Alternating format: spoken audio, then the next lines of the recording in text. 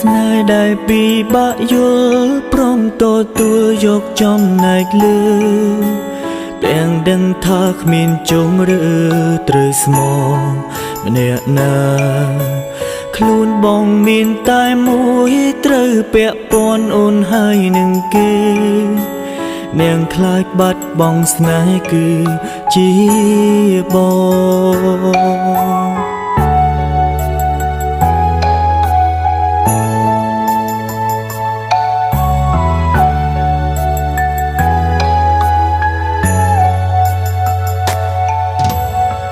ស្រឡាញ់មួយនេះពាក់ព័ន្ធគ្នាដូចជាច្រវាក់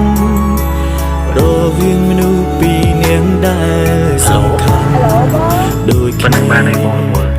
អូនខ្លាចបាត់បង់បងឯបងវិញខ្លាចបាត់បង់គេ